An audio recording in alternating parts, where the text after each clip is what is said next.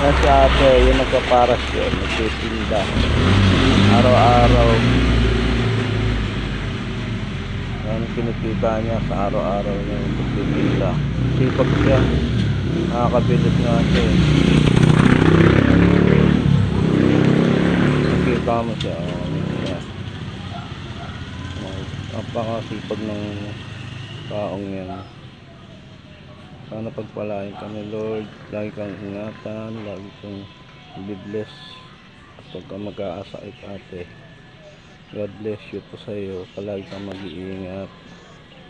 Binibilang niya na kung magkano ng kinita niya. Napita natin. Magkano ng inita mo? Marami na kinita ah. Yan si ate lagi masipag yan oh.